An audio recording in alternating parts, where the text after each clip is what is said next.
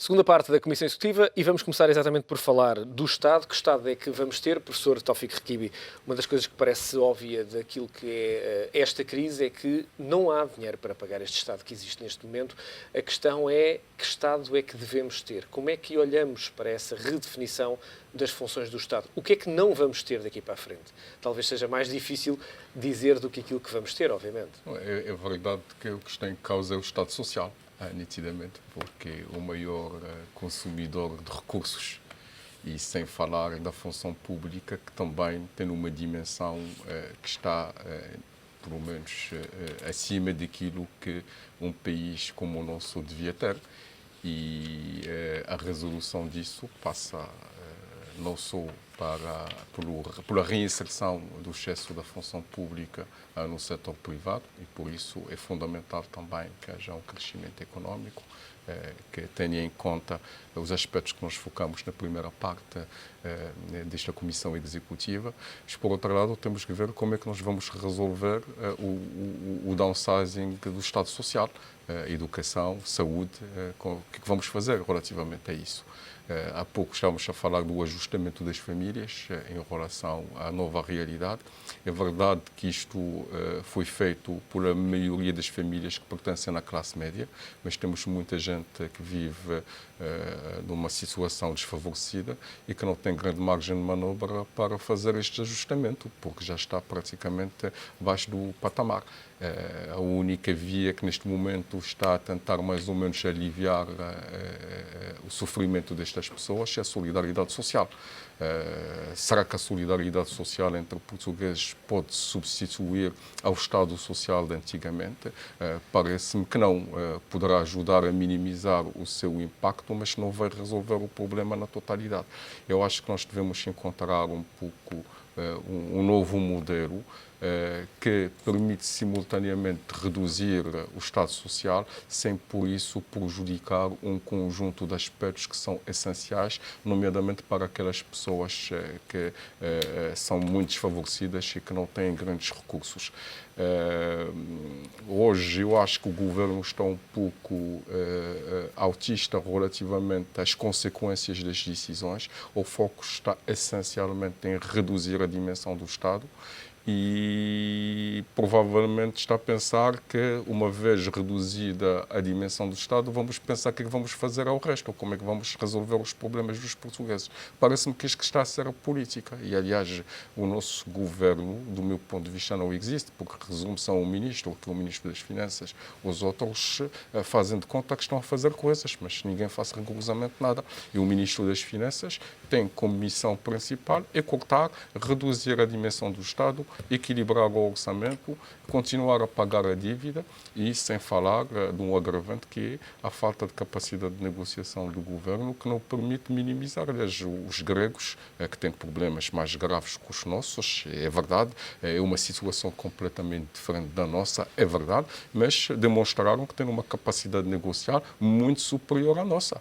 E nós nunca utilizamos esta nossa capacidade de negociar para reduzir o esforço que o Estado está a fazer para equilibrar as suas contas, porque nós podemos equilibrar as nossas contas sem um esforço desmesurado, porque as mudanças repentinas e muito rápidas acabam por ter consequências imprevisíveis. Eu acho que a adaptação à nova realidade tem que ser dinâmica, tem que ser progressiva e para permitir, digamos, esta margem de conforto para concretizar esta mudança progressiva, é preciso jogar com uma capacidade negocial junto dos nossos parceiros, principalmente, que têm existido. E volto mais uma vez ao ponto mais importante, é a nossa dívida que está a chumbar praticamente qualquer política que venha a dar um novo ânimo para a nossa economia. Joaquim, o que é que vamos ter de Estado daqui a 10 anos, quando olharmos para trás? Que possível Estado é que estas finanças aguentam, os impostos que podemos cobrar aguentam, que a riqueza produzida pelas empresas aguenta? Vou fazer um exercício de wishful thinking. O que é que eu gostava, o que é que eu gostaria que fosse o Estado daqui a 10 anos? E acho que esse Estado seria perfeitamente compatível com o nosso nível de desenvolvimento económico e com o nível de geração de receitas que que a nossa economia produz. Acho que a primeira missão é criar um Estado forte ao nível das funções de soberania e das funções de regulação e de supervisão. Portanto, um Estado capaz de intervir nestas áreas, um Estado prestigiado nestas áreas e um Estado capaz de atrair os melhores quadros, ou pelo menos alguns dos melhores quadros, para estas funções. Depois, acho que, para além destas funções de soberania e de regulação e supervisão dos mercados, acho que o Estado tem uma função de proteção social que é proteger os mais desfavorecidos, ou seja, quando nós falamos da questão do Estado Social, aquilo que temos que ver é o nível de proporcionalidade, ou seja, nós temos um número significativo de idosos que vive com pensões de 400, 500 euros. E, portanto, o Estado Social tem que ser proteger estas pessoas, proteger os idosos que vivem sozinhos e que morrem às centenas por falta de apoio social, não é continuar a pagar pensões com base em regimes extremamente favoráveis e que aqueles que trabalham, realmente nós os 5 que estamos aqui, já não vamos poder usufruir. E, portanto, corrigir esta dicotomia em termos de Estado Social parece-me ser algo prioritário. Quer dizer, o Estado Social tem que olhar àqueles que têm menos e não continuar a ser um fator de redistribuição pouco equitativa de rendimentos para uma classe que é claramente protegida. E depois gostaria de ter um Estado daqui a 10 anos extremamente profissional, um Estado onde os lugares de confiança política, que apesar de tudo tem que existir em alguns casos, fossem reduzidos ao mínimo. Quer dizer, nós vamos agora criar 400 ou 600 lugares para aquelas entidades intermunicipais. Quem é que vai ocupar estes lugares? Vão ser pessoas com militância partidária e que em muitos casos olhamos para o currículo e percebemos que não trazem nenhuma mais-valia para o lugar, ou vamos começar a formar de facto uma elite de escola pública como existe em Inglaterra ou como existe em França? Fazia sentido, Joaquim, permita-me interrompê-lo, fazia sentido, em alguns lugares da administração pública, fazer aquilo que muitas universidades, estão aqui 3 professores universitários sentados a esta mesa, e um conhecedor também do mundo académico, muito, muito importante, contratar, por exemplo, trabalhadores estrangeiros, haver um concurso internacional. As universidades contratam professores internacionais, há muitos professores portugueses a dar aulas agora, em universidades o novo governador do Banco de estrangeiras. Inglaterra, o novo governador do Banco de Inglaterra, É canadiano. É canadiano e era o governador do Banco Central do Canadá. É verdade que o Canadá pertence à Commonwealth e a soberana é a Rainha de Inglaterra. Mas nós também temos uma CPLP, eventualmente. Temos o Brasil, que é um mercado importante. E, portanto, não me chocaria nada que tivéssemos altos quadros da nossa administração pública que fossem pessoas estrangeiras. E, quer dizer, já temos altos quadros em empresas públicas, nomeadamente na TAP. Sim, exatamente. E até podem ser pessoas cuja língua seja o inglês. Quer dizer, não...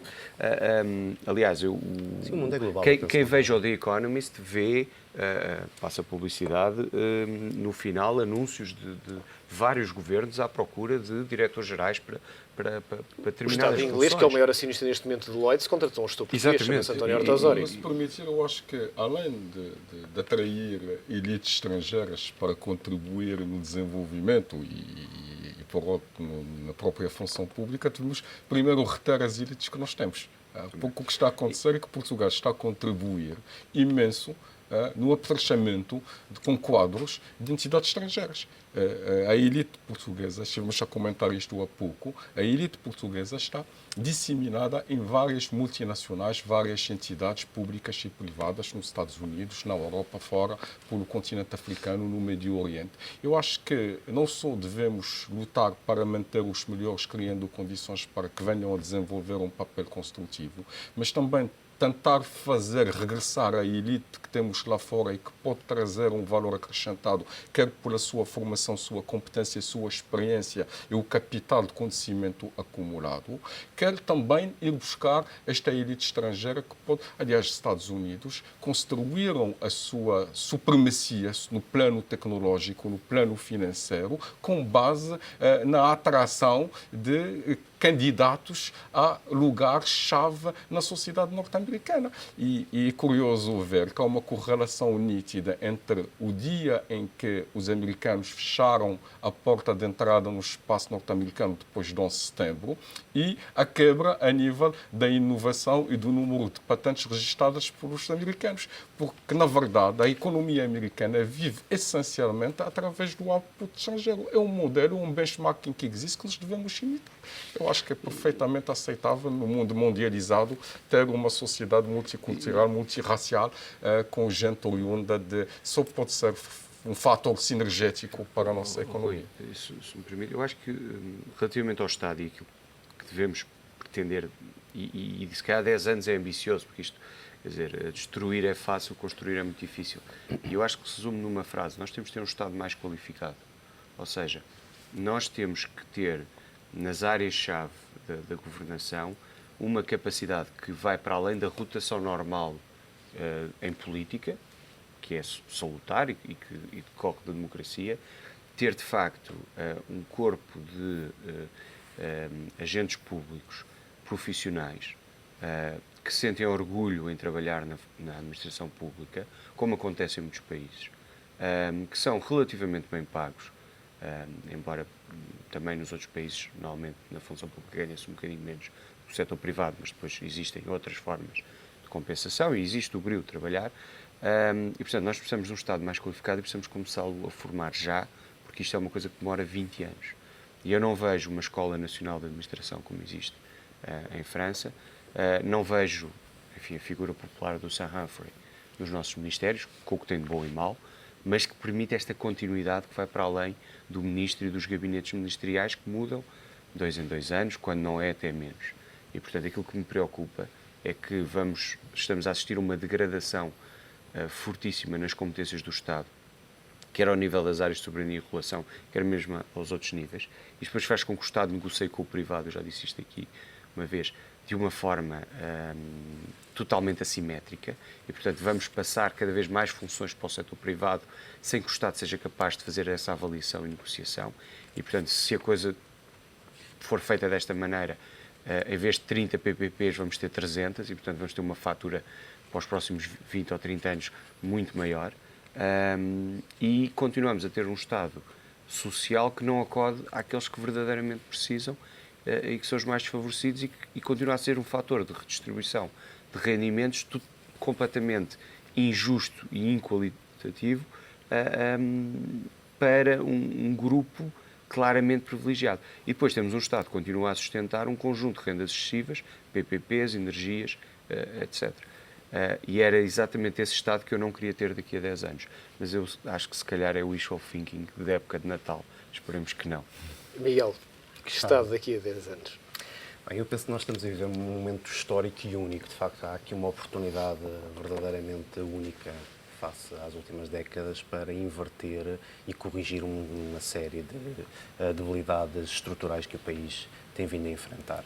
Ao nível do Estado, eu penso que claramente teremos de assistir a 2 vetores. Uma diminuição do peso do Estado na economia, é claro, e também uma diferença na prestação dos bens e serviços públicos. Ou seja, iremos assistir certamente a um Estado que garanta essa provisão de bens e serviços públicos, mas que não seja ele próprio, no fundo, a prestar esses serviços. Ou seja, garantir através de uma boa regulação e supervisão que privados atuem em determinadas áreas. Eu penso que esses 2 vetores são fundamentais para garantirmos a sustentabilidade do Estado social e também das finanças públicas.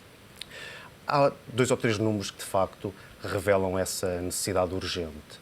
Em 2013, as receitas fiscais, e refiro-me apenas a impostos diretos e indiretos, portanto, IRS, IRC, IVA, etc., apenas cobrirão 53% da despesa pública.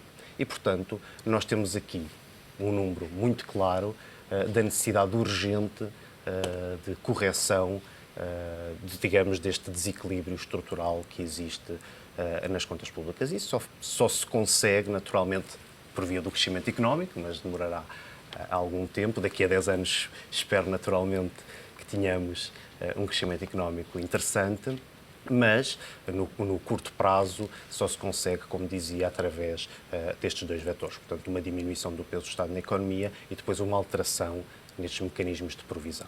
E há áreas muito particulares e específicas onde essas alterações poderão ser efetuadas. Nas questões de soberania, eu já aqui referi que penso que as Forças Armadas terão de ser redimensionadas para, digamos, as funções que, do meu ponto de vista, são mais prementes e mais úteis ao país. A Marinha, numa ótica de fiscalização de costa, o Exército e a Força Aérea, numa ótica de combate a incêndios e, naturalmente, de intervenção em missões internacionais. As polícias, nomeadamente a civil e a militarizada, eventualmente poderão constituir uma força única e, dessa forma, obteremos certamente sinergias interessantes. Ao nível da justiça, penso que o novo mapa judiciário irá também corrigir alguns dos desequilíbrios que temos vindo a assistir nos últimos anos, nomeadamente no que respeita à alocação de recursos humanos, face ao número de casos que têm que ser resolvidos em tribunal. Portanto, havia aqui uma disparidade muito grande e penso que com o novo mapa judiciário corrigir-se-á essa situação. Na saúde e na educação, certamente os privados terão que ter um papel muito mais ativo. Estas são as áreas, de facto, que pesam mais, juntamente com a segurança social, na despesa pública. Salários e prestações sociais pesam cerca de 70% da despesa pública e, naturalmente, para garantirmos que na parte das prestações sociais, nomeadamente aquelas que tentam minimizar os efeitos da crise, as dificuldades das famílias, portanto, combater a pobreza, de maneira a conseguirmos garantir esse mínimo de subsistência para muitas das famílias, teremos de atuar de forma muito mais séria em todas as outras. Não referi a questão dos funcionários públicos, parece-me importante. Nós não temos um número de funcionários públicos praticamente a chegar assim ao nosso tempo elevado, mas naturalmente é preciso corrigir também essa componente de modo a garantir esta sustentabilidade das finanças públicas. Professor Jorge Farinha, no último minuto que nos resta, que Estado vamos ter nos próximos 10 anos? Eu vou antes dizer aquilo que eu gostaria que o Estado fizesse. É preciso ver que o profissionalismo, de facto, é uma nota importante. Recordo que em Inglaterra, por exemplo, existe um organismo independente, nomeado pela Rainha, que supervisiona as nomeações públicas. Eu acho que tem que haver um compromisso entre todos os partidos, no sentido de acabar para sempre com as nomeações políticas para cargos públicos, porque isso é um dos problemas maiores da nossa sociedade.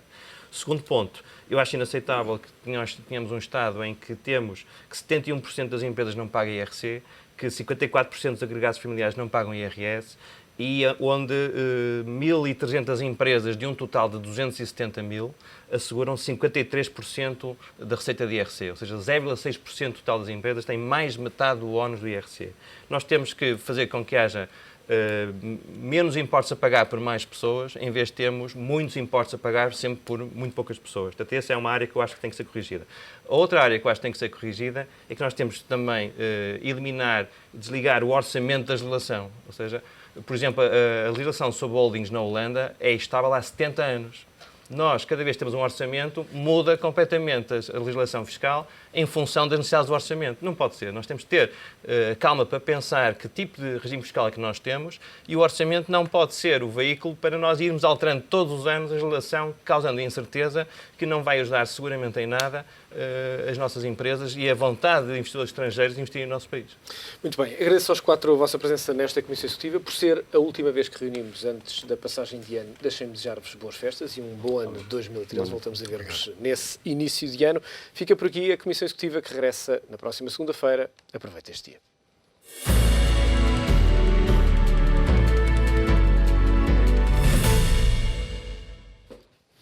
É também o ponto final do Primeira Hora, que regressa segunda-feira, pontualmente às 8 horas da manhã, às 12 em ponto. Regressa a informação, a TV com Hugo Bragança Monteiro.